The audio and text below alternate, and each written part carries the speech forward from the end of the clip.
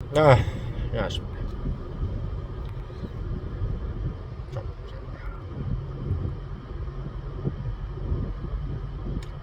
어쨌든 뉴욕 증시가 폭등을 했습니다.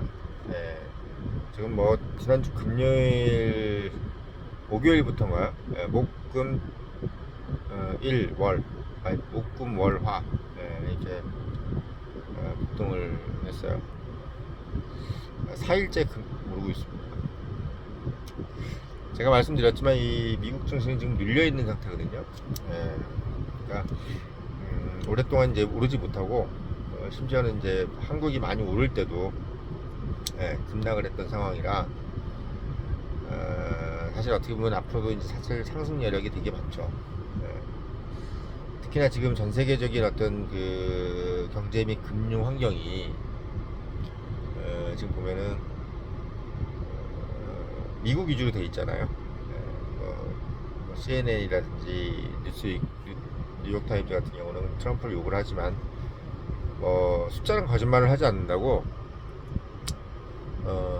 트럼프가 지금 하고 있는 모든 행동들이 미국한테는 건강한 일이죠. 뭐 기업이 들어온다든지 어쨌든 해외에 나갔던 기업들을 미국으로 끌어온다든지 그리고 지금 여러 가지 골칫거리였던 베네수엘라라든지 이란을 지금 저물린다든지 그러면서 유가가 지금 다시 뭐 폭락을 하고 있죠. 늘 말씀드렸지만 유가는 떨어질 수밖에 없어요. 유가는 떨어질 수밖에 없습니다. 그래서 지금 상황에서 봤을 때는 뭐 이건 뭐 삼척동 때도 알 일이죠. 여러 가지 환경들 우리가 이제 이런 말 하잖아요. 제가 이제 예전 뭐 지금도 마찬가지지만 청년 멘토를 할 때 멘토링을 해줄 때 항상 하는 얘기가 할 수 있는 환경을 만들어줘라. 공부를 잘하려면 공부를 잘할 수 있는 환경부터 만들어야 된다. 우리가 뭐 마음가짐 뭐 이런 얘기 하는데 그 마음이라는 것은 좀 약한 거예요. 인간의 마음이라는 것이 얼마나 약합니까? 인간의 마음이 강해지려면요 강할 수 있는 환경을 만들어줘야 돼요. 우리가 뭐 계백장군이 무슨 뭐 사람들 자기 처자식 죽이고 나와서 5천 결사대란 자체의 환경을 만들었잖아요. 그렇죠? 그런 환경을 안 만들면은 전쟁을 못 이기죠. 그런 마음가짐이 안 생기지 않습니까? 그러니까 이게 사실은 그런 환경을 만들어줘야 되는 게 중요한 건데 지금 봤을 때는 이 경제적 환경이 미국 경제 위주로 들어갈 수밖에 없는 상황으로 가고 있죠.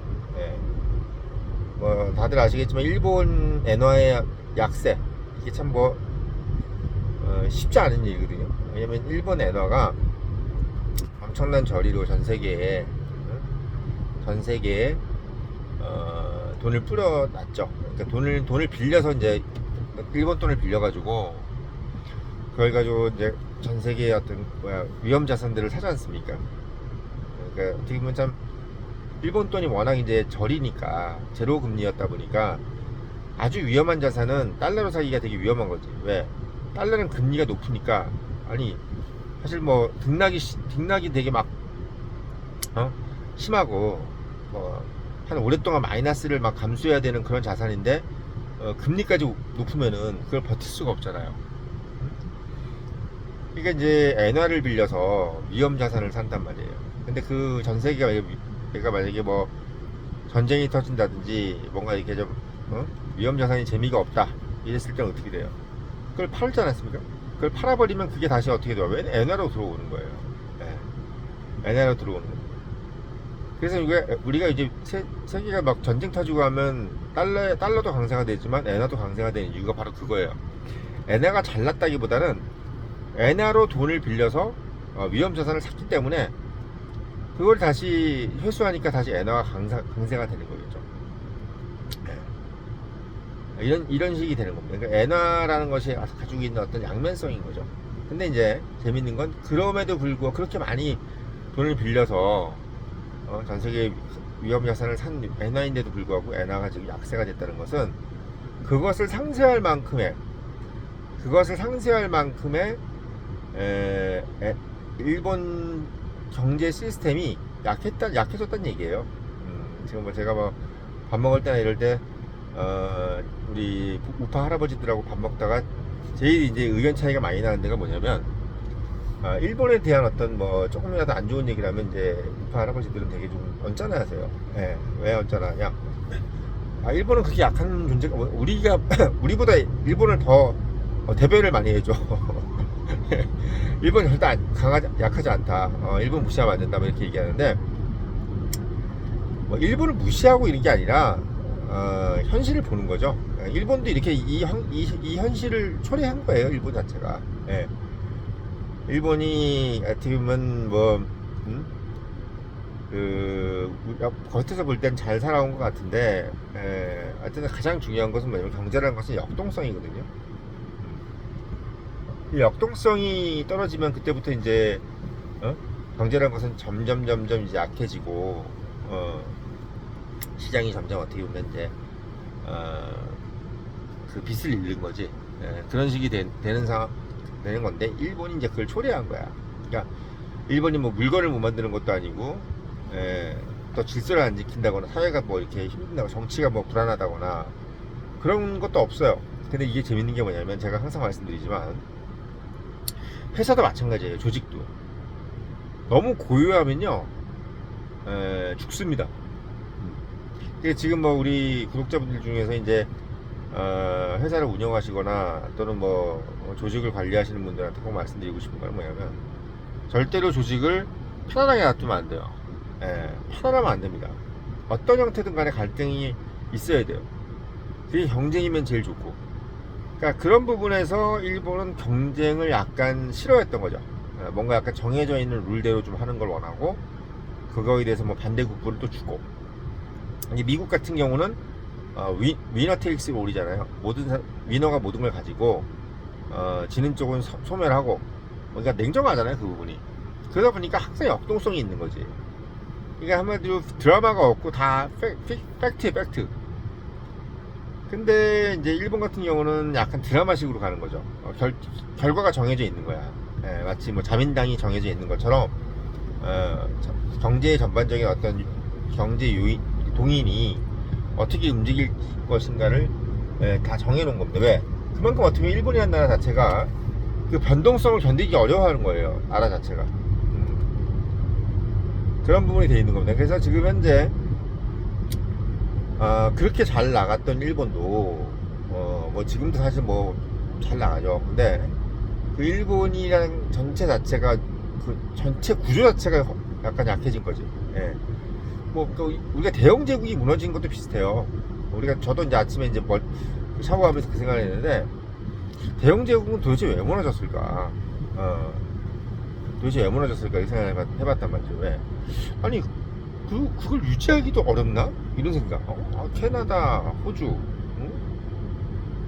이런 거 왜 유지 못했을까? 인도, 이거 참, 왜 유지 못했을까? 이런 생각도 막 들고, 영국이 가지고 있던 판도가 엄청났잖아요. 해가 지지 않은 나라도 있지만, 그 퍼스트 무버의 베네핏이라고 제가 이제 본부장이 말한다 해서 썼죠. 우리가 성공을 위한 4가지 요건 중에서 이제 퍼스트 무버, 제일 중요한 건 초기 시장 진입자의 베네핏. 그리고 이게 제일 중요하단 말이에요. 근데 그거를 달성해낸 게 영국이에요. 산업혁명도 그렇고. 어떻게 보면 미국보다 더 퍼스트 무버의 베네핏을 잘 만들어낸 나라죠. 미국이 사실 그런 혁명을 만들진 않았어. 그 초반에. 오히려 그걸 지금 만들고 있지. 그런 것처럼 어떻게 보면 나도 모르는 사이에 너무 완벽함을 추구하고 역동성을 변동성을 이제 기피하다 보면은 영국이나 일본 같이 될 수도 있다. 뭐 지금 당장 망했다는 건 아니지만 뭔가 약간 오래된 부촌 같은 느낌 있잖아. 아시죠 뭔지? 뭐 연희동이네, 뭐 저기 뭐 어디 뭐 부암동이네, 뭐 구기동, 뭐 이런데 오래된 부촌들. 근데 어느 순간부터 잘 나가는 데는 다 이제 뭐 딴 데 있잖아요. 그런 것처럼 일본도 그런 식으로 환경이 가는 겁니다. 그러니까 이제 제가 드릴 말씀 뭐냐면, 미국은 끊임없이 변동성을 만들어내고 역동성을 만들어내기 때문에 기회가 보이는 거잖아요. 돈이라는 것은 기회를 쫓아가는 거니까. 그러니까 이제 그 기회를 찾아서 사실 한국도 온 건데, 한국은 또 뭐가 문제냐면 그 역동성과 변동성이 너무 심한 거야. 예, 이건 약간 예측이 불가능할 정도로 변동성이 있으니까 도박이 돼버리는 거니까. 이게 사실 도박과 투자의 차이가 뭐겠습니까? 어느 정도 예측이 되면 투자, 예측 자체가 안 되면 도박인 거예요. 우리가 이제 카지노 같은 게 대표적인 거잖아요. 뭐 예측할 수가 없잖아요. 그냥 운에 맡기는 거지. 오늘 코스피가 얼마나 오를지 안 오를지를 오늘 뭐 미국 증시를 보고 아는 게 아니라 그냥 뭐 모르겠어. 잘 오르다가도 떨어지고 막 그러니까.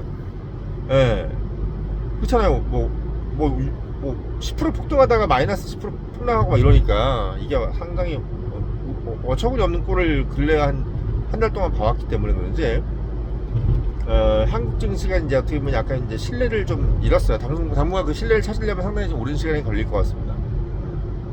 어제도 말씀드렸지만 그 모든 책임은 대한민국 정부에 있죠. 정부라는 것이 그렇게 중요한 거예요. 선량한 관리자라는 것이 그렇게 중요한 겁니다. 그래서 그런 부분들에서 결국 한국이 약간 또 불안감을 줬고, 일본은 구조적인 문제로 불안감을 줬고, 한국은 정부가 무능해서 불안감을 줬고. 그렇다고 해서 중국은 또 괜찮냐? 중국도 예전만 못하잖아요, 사실은. 막 그 우기일승천하는 느낌에 일단 천정이 가로막혀 있으니까 어느 정도 성장을 못하게끔, 그러니까 미국이 막아놨잖아요. 캡을 씌워놨잖아. 이 캡을 씌워놨다는 자체가 중국한테는 그 자체로서도 뭐다? 성장에 대한 어떤 부정적인 요인입니다. 부정적인 요인이에요. 그래서 그런 부분들을 봤을 때는 지금 상황에서는 미국이 어쩔 수 없이, 미국 자체가 잘난 것도 있지만 정말 이렇게까지 역사에서 미국 혼자 잘날 수밖에 없는 환경이 만들어진 것도 참 드물어요. 러시아도 지금 뭐 우크라이나에 완전히 빠져있지, 군사적으로 정치적으로 다른 나라를 도와줄 수 있는 만큼의 위치가 안 돼 있고, 중국은 계속 눈치 보고 있고, 이런 상황 어떻게 해야 되나. 그러니까 도각량예를 하고 있는데, 중국 뭐 하다가 도각량예로 다시 가려고 그러니까 이게 이제 뭐 소위 완전 들킨 거지 뭐. 너의 속마음을 알았다 이 새끼야, 이렇게 된 거지. 야 임마, 이제 와서 그럼 뭐하냐 새끼야, 끝났다 새끼야, 이렇게 돼 있거든요. 그러니까 중국도 진짜 뭐 엉거주춤 돼버린 거야, 엉거주춤. 다 된 밥에 콧바트린 느낌인 거지. 그러니까 밥을 다 대고 먹어야지 그거를 그렇게 대충 한다고 하니까 어떻게 돼요 그게. 이도 아니고 저도 아니게 돼버렸잖아. 그러니까 이게 사실은 중국 증시라든지 홍콩 증시는 이제 세계인의 머릿속에서 사라졌고, 한국은 들어가려고 해도 뭐 지표니 뭐니 이런 거는 뭐 JP 모건이네 모건 스탠리네 뭐네 뭐 아무리 좋은 얘기를 해줘도 이미 많이 온라인 상태다라고 하면 할 말이 없는 거잖아요. 이미 뭐 3,000에서 지금 6,500이면 많이 올라 있는 건데 뭘 이렇게 얘기하면 할 말이 없는 거잖아. 그러니까 이게 뭐 상승성이 제한될 수밖에 없죠. 이미 많이 올랐다, 끝, 이건데. 제가 미국 투자자라도 뭐 저기 뭐 아까 반도체가 너무 훌륭하고 좋습니다 할 때, 근데 지금 어떻게 됐죠 이거? 작년에 3인데 지금 많이 5배나 올랐네. 그러면 좀 혹시 모르니까. 미국은 지금 1년 통산에서 뭐 얼마 안 올랐죠. 그래요? 그럼 미국이나 앞으로는 이렇게 되는 거예요. 아니 이게 뭐 멀리 볼 게 아니라 우리가 만약에 어디 투자한다고 했을 때 2014년도에 중국 펀드 투자할 때 똑같은 거잖아. 이미 막 한 6천까지 올라갔다가 한 4,500까지 내려왔어. 그러면 어떤 생각 들어? 다시 6천으로 갈 것 같습니다. 그래요? 근데 지금 어디서 올랐죠? 2천에서 올랐는데, 2천이면 아직도 4,500이면 2배 올랐네. 6천이면 3배고 2천 4,500이면 2배니까 안 할래요, 이렇게 되는 거지. 왜? 아니 이미 2배 오른 상태에서 누가 들어가겠어요 거기를. 들어갈 수가 없지. 그러니까 제가 어저께 환율이 지금 이제 이렇게 내려 떨어져 있는 건데 참 어떻게 보면 신기한 거지 이게. 떨어지기가 쉽지 않잖아요, 그렇죠? 외국 돈이 들어오기가 어려운데 외국인이 뭐 한국에 뭘 먹을 게 있다고 들어오겠어요 지금 상황에서. 그냥 지금은 이대로 스테이예요. 그냥 스테이. 그냥 그런 상태가 돼볼까. 그러니까 연못 안에 낚시터를 만들어 놓은 것 같은 거죠. 어제 봤던 물고기 오늘 또 보는 거예요. 그런 상황이 되는 겁니다. 그래서 뭐 이렇게 봤을 때는 저는 엔저도 이게 쉽게 그렇게 뭐 미국이 개입한다고 쉽게 될 수 있을까라는 생각도 들어요. 왜냐면 미국이 개입했다는 거는 한마디로 얘기하면 미국이 개입하지 않으면 정말 이마저도 얻을 수 없다는 상태까지 됐다는 얘기예요. 왜? 한 국가가 남의 나라의 환율에 관여한다는 것 자체가 얼마나 면이 빠지는 얘기예요, 사실은. 그럼 나도 해달라면 못할 거야. 한국도. 어? 그럼 뭐 영국은 어떻게 할 거야, 영국? 파운드는. 뭐 영국은 미국 국채 없나? 있지? 이게 참 여러 가지로 이제 좀 면 빠지는 일을 한 건데, 미국 같은 경우는 이제 일본이 국채를 팔아가지고 미국 금리가 오를까, 국채 금리가 오를까봐 지금 결국은 그렇게 해준 건데, 과연 그게 얼마나 오래 가겠어요? 얼마나 오래 가겠습니까? 달러를 팔아서 원래는 엔화를 사줘야 되는데, 유로를 팔아서 엔화를 사줬어요. 왜? 달러 팔아서 엔화 사주면 또, 달러가 약달러가 될까봐 또 너무. 또 약달러 되는 건 또 싫어요, 또. 그러니까 금리는 낮추고 싶은데 또 강달러가 좋은 거야, 미국은. 예. 왜? 약달러가 되면은 물가가 오르잖아요, 또. 응? 약달러가 되면 물가가 오르잖아. 환장하는 거지. 예. 유로를 팔아가지고 저기 했으니까 유로가 이제, 또 유럽이 기분 나쁘겠지. 그런 상태가 되는 겁니다. 그래서 지금 상태는 그냥 제가 정확히 말씀드릴게요. 예. 그냥 덮어놓고 미국이에요, 솔직히. 이거는 국제정치적으로 말씀을 드리는 겁니다. 경제나 금융으로만 보고 이야기하기에는 시대가 끝났어요. 이제 그런 시대가 갔습니다. 지금의 시대는 국제정치나 정치적으로만 봐야지 정확히 분석이 되는 시대입니다. 그런 시대예요. 그러니까 돈이라는 것이 결국은 국제정치나 정치에 의해서 흘러가는 거지, 돈 자체가 이익을 위해서 돌아다닌다? 그 이익을 낼 수 있는 환경을 만들어주는 게 정치고 국제정치이기 때문에 성공을 하려면 성공하는 환경을 만들어줘야 된다고 제가 말씀드렸잖아요. 환경이 만드는 거예요, 환경이. 예. 뭐 풍수질이라고 해도 되고, 그런 환경이 만드는 거예요. 환경 외에 아무것도 없어요. 예. 환경이 최고야. 예. 그게 제일 중요한 거예요. 애들이 공부 잘하려면 공부 잘하는 환경이에요. 뭐 다른 거 없어요. 뭐 자꾸 이제 다른 거 생각하는데 없어. 주변 애들이 다 공부하고 있어요. 공부하는 거야. 뭘 다른 거 없어요. 깡촌에서 정말 서울대 가기 어렵지. 왜? 주변 애들 다 놀고 있는데 나 혼자 어떻게 공부를 해서 서울대를 가나. 그런 상황이에요. 그러니까 지금 봤을 때는 우리가 자꾸 그 객관적인 조건과 환경을 무시해서는 안 된다는 거죠. 예. 그러니까 우리가 지금 원화가 약세가 될 수 있는 환경은 왜 이렇게 만들어졌냐? 그게 이재명 정부가 만든 거잖아요. 원화가 약세가 되는 게 정부가 개입해가지고 원화가 강세가 된다는데 무슨 소리냐? SK 하이닉스네 이런 애들이 다 돈 벌어서 들어오는데 무슨 걱정이냐 이렇게 얘기하는데, 아니 일개 기업에서 돈 번 거 아무리 번들 정부가 통화량을 늘려가지고 M2를 늘리면 물가가 오르고 통화 가치가 떨어지는 건 기본 상식이잖아요. 한국의 원화는 한국 정부가 만드는 거예요. 한국 원화의 가치는 기업이 만드는 게 아니라 한국 정부가 만드는 거예요. 지금 이미 SK 하이닉스니 삼성전자나 현대자동차 이런 사람들 글로벌 기업이에요. 우리나라만의 기업이 아니야. 그 회사는 기본적으로 한국에서 돈 쓸 일이 없어, 솔직히 얘기하면. 전 세계에서 달러를 써야 되는 기업이라고. 한국에서 돈을 쓸 일이 없고, 돈을 쓰려고 해도 나라가, 정부가 돈을 쓰게끔 만들어주질 않는데 어떻게 쓰나. 뭐 전라도 같은 데다가 투자하라 그러는데 한번 생각해봐요. 전라도 한번 가봐, 전라도. 어떤가. 공부를 잘하거나 일을 잘할 수 있는 환경이 아니야. 우달법도 그렇지만 기본적인 마인드 자체가 뭔 생산성을 내거나 이런 느낌이 아니야. 예. 그냥 그깔 거 대충이란 말이야. 그런데 그 정교함을 요하는 반도체라든지 그런 걸 갖다 넣어준다면 되겠냐고. 비록 전라도뿐만 아니라 경상도도 뭐가 다 마찬가지예요. 사실은 아니 산간 벽지나 외딴 곳에 있는 사람들이 어저께까지 뭐 고기 잡고 무슨 뭐 농촌 같은 데서 그 분위기 적막한 환경 한번 가보시라고. 그 적막한 환경에다가 덜렁 공장 하나 만들어 놨다고 해서 거기 있는 사람들이 막 열심히 하나? 그러니까 그런 부분에서 사실 그런 것 때문에 미국도 저렇게 힘들어하는 거예요. 너무 오랜 세월 동안 그런 생산성을 내는 환경을 만들어내지 못했기 때문에 그걸 지금 만드는데도 지금 몇십 년이 걸리는 거예요. 미국도 마찬가지로 그런 환경이 된 거예요. 러스트 벨트는 뭐네. 사람들이 넉넉히 있다가 다 그런 식이 된 거예요.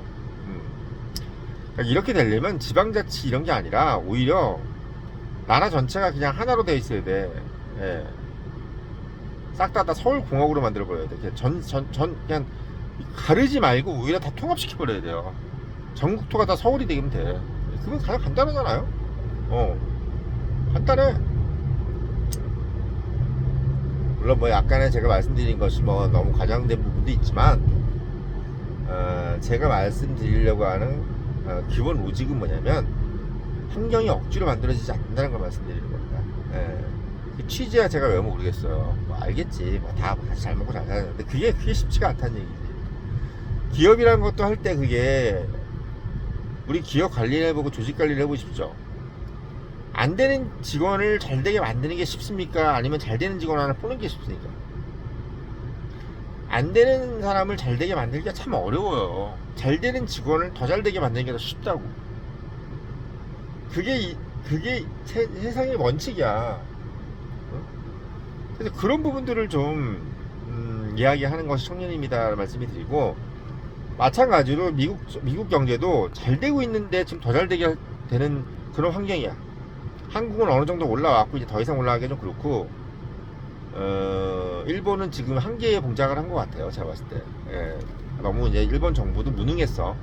너무 많은 빚을 지고 이게 살았고, 그래서 사실 어떻게 보면은 초반에 너무 성공한 것을 유지하려다가 이렇게 됐는데, 제일 중요한 거는 나라나 기업이 부자가 되는 게 아니라 국민이 부자가 돼야 되는 건 맞아요. 그건 맞아.